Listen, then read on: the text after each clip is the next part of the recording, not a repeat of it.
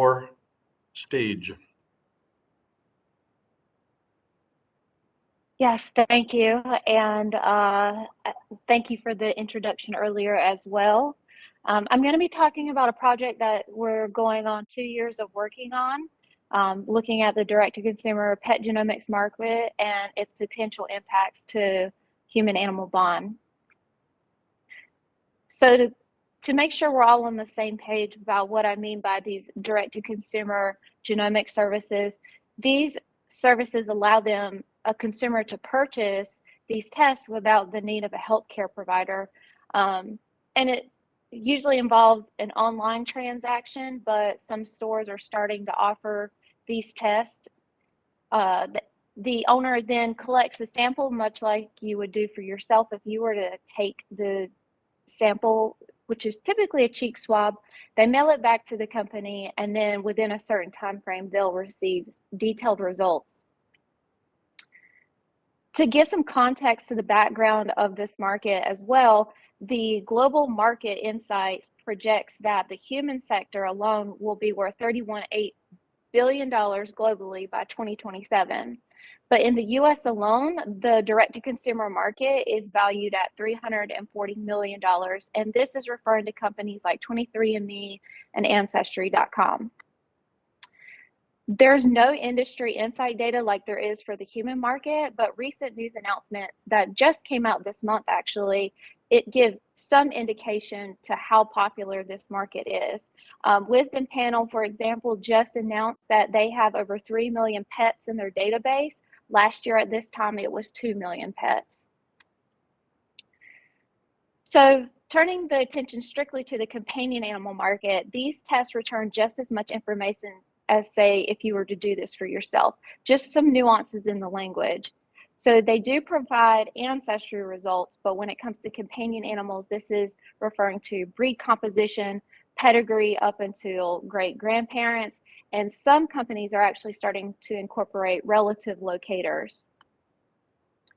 Traits is another term that they use, and when the companies are saying that they're returning trait information, it's most often referring to some sort of physical phenotype, coat length, eye color is an example I've provided here. The dog itself may not possess or demonstrate this phenotype, but their genotype has these traits. So if they were to have offspring, then it's likely that their offspring would show these types of physical features. And of course, health information. I'm using the language from one company about what they mean by health information, and it states that the information is related to genetic mutations that can cause medical complications. And certain companies even offer whole genome sequencing, which at last check, I believe, was $700. So that is also an indication for how advanced this technology is coming along and for how cheap it is. So social science research into the direct-to-consumer genetic test market has largely focused on human use for themselves, but consumers who are purchasing these for pet animals have yet to benefit from this type of inquiry. So empirical research is missing from the conversation altogether. But before we decided to dive into actually doing empirical studies, we needed to get some background information. And so last year, we conducted a content analysis within the scope of these objectives, wanting to know what are genetic companies marketing, as well as what experiences are pet owners reporting. We did a passive data collective method to answer this. So of course, no IRB approval needed. We pulled the homepage information as well as test information pages from companies. And then for the consumer reviews, because Amazon was always used as the third-party market platform, we only looked at those reviews instead of pulling from other companies, say like Chewy.com. Some companies are also more established, and therefore we only looked at the 100 most recent reviews. To code this, we had to create our own code book. So this was a mixed methods approach in which we inductively took a subset sample and applied some themes, did subjective assessment by collectively meeting to discuss the code book and refine it, established agreement that it was an actual code that if anybody was to pick up the book and start using it, they should be able to have some relatively consistent findings, and then we deductively coded the remaining data set. Looking at objective 1 as it relates to genetic company web pages, the primary theme is related to the standard information of products and purchasing, which is a given. But then the second predominant theme was related to the company's trust and accreditation, which is important to establish the merit of the products. And another theme that we identified was these targeted statements towards the consumer for both the perspective of the pet animal as well as the pet parent. And the way that these statements are targeted is that your pet is a co-consumer. And so the person who is purchasing the test is going to benefit as well as the dog. And the way this is the pet owner will come to know that particular animal better. And because they know that animal better, therefore their dog or cat can have a better quality of life because you can therefore care for them better by having this genetic information. Looking at the consumer's perspective, again, this was also overall positive attitudes. Themes related to this positive perceptions were them posting that the tests were informative. They also believed that the tests were accurate. And then you can see a smaller percentage of negative or reviews that were ambiguous or mixed in the sense that maybe there was a particular positive aspect to their experience, but maybe a negative aspect as well. Review comments were most often indicative of the consumers using the test to actually determine that pet's breed identity, and then using the health information as secondary. And I am providing a sample quote from one of these reviews that show this.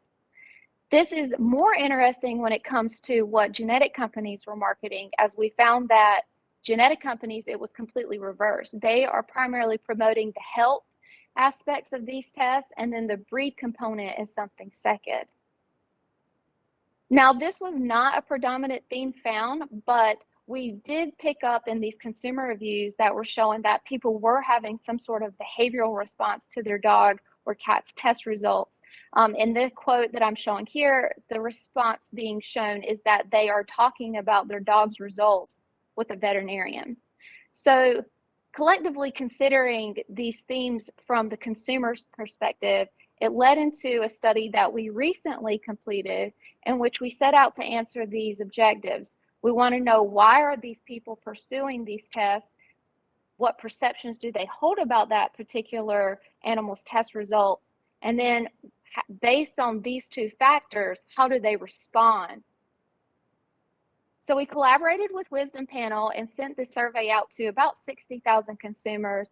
And as you can see, we had a relatively low recruitment rate and an 84% completion rate that gave us 253 responses that were complete.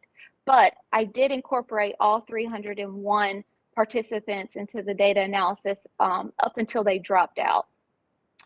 Our sample description was primarily women who, people who self-reported as being women, white, and they were highly educated with varying levels of education. When it came to the dog's demographics, overall, they were neutered. The participant identified that particular dog as being a companion or family member. Most dogs were reported as being adopted. On average, were 4.5 years old, and the person had owned them for at least 3 years. So we first asked them to tell us what was their primary reason for using the test, and 83% said we did this because we wanted to know our dog's breed results.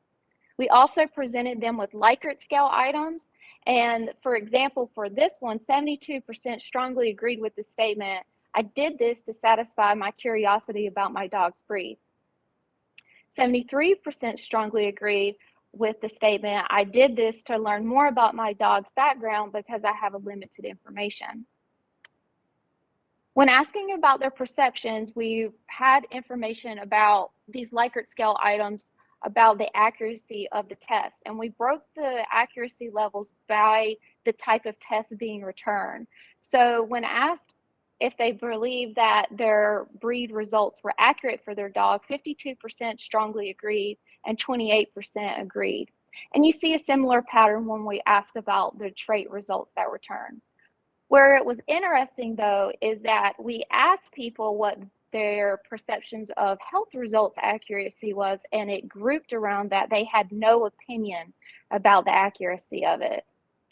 And then we presented with a general statement that the company and the test results that returned were trustworthy, and again, this positive attitude that they are under the impression that this is something to trust. So we then asked them to tell us, well, how did you respond to your dog's test results? And 77% had indicated they shared the results with someone, primarily discussing these results with family and friends, and a little over half with veterinarians. We then asked them to expand on, well, what did these conversations entail? And 91% indicated they discussed their breed results, while only 28% said that they were sharing the health information. And of course, we did ask them, how did you incorporate the results in moving forward with caring for your dog? And most of them said, I did nothing with the results, and a smaller percentage said that they altered their dog's training or care. I can't comment too much on this because actually this part of the analysis is still under review. So the direct-to-consumer industry, when it relates to the human market, has found that consumers are interested in all three aspects of the results that are returned for themselves personally. So they're interested in their ancestry results, the trait results, the disease risk. But for this sample, we find that there's a very ancestry focus on the consumers. And you see this theme in that tests are primarily being used for breed results. They have stronger opinions about their breed results accuracy, and they're responding to these results by sharing that breed information as compared to any other aspect of the test. So the next research question that we're looking to tackle is, why is this the case? And we are currently in the works on this, so maybe the next time that I'm giving a presentation, I'll be able to comment more on explaining this. But there is one possible explanation that's worth noting, is that the participants in our study used what's called the essential test. There were a few others who used a more in-depth test, but the essential test provides primary breed information with very limited health aspects.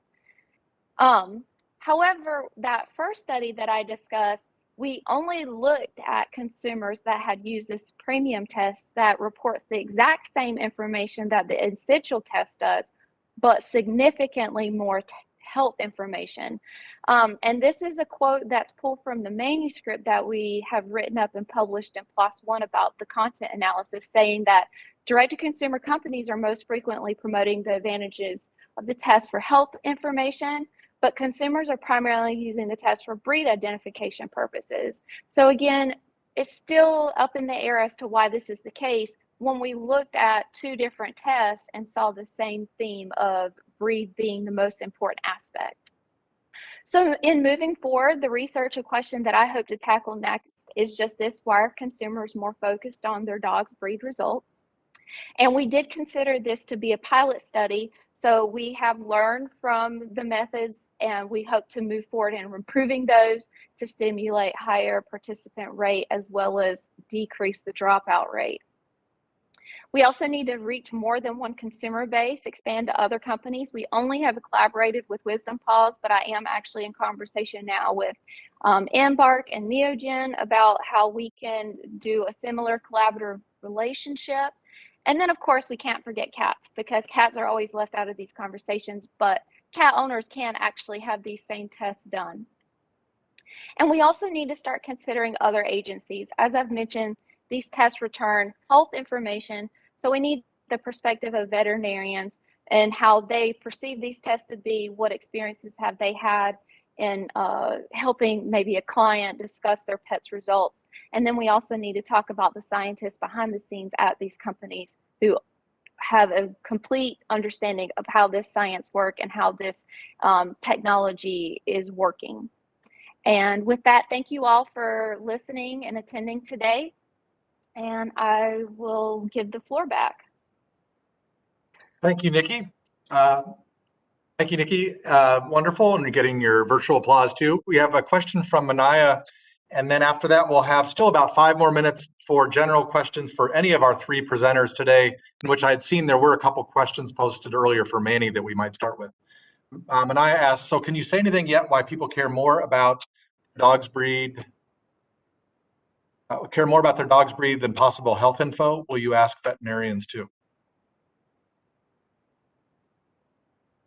Yes, that is a very good question, and it is something that we are theoretically commenting on, where this manuscript is in prep, in which we do speculate on this answer. But I did attend a veterinary conference a couple of weeks ago, and I actually got to speak with some veterinarians who are employed at these companies. And anecdotally, they've told me that they are under the impression that clients don't know what to do with those health results. And so currently the market is trying to adapt interventions to where they can get consumers to care more about the health results by actually collaborating with veterinarians in clinical settings to kind of set up them as what you would call a genetic counselor, to where they can help them interpret that health aspect and draw the client's attention to what this information is saying about their dog, other than just the breed results. Fantastic. So now, so if you have a last question, put it in chat. We have just a few minutes left. Not seeing one, I'll ask Nikki. Nikki, with respect to health data and health relevance for the dog genetics, less so for cat genetics, can you comment on the inbreeding elements of these kinds of breeds and what that might mean for the health relevance of dog genomic data? Yeah, thank you. That's a great question, because these companies often are collaborating more with they're obviously, we collaborated with Wisdom Panel, right? But there are population geneticists who are collaborating with them, and they do produce some interesting insights to show that purebred dogs tend to have more health complications. And this is not something that we are primarily aware of, but the genetics is actually indicating that this is the case, and with purebred dogs having these higher inbreeding coefficients, and that at the same time they have these higher incidences of comorbidities. A great example would be like brachycephalic dogs, and they're having problems with breeding. So if those genetic traits seem to go hand in hand. So yes, that's a very interesting aspect to this. And again, we hope to maybe be talking to the scientists themselves to get at this more. Fantastic. Not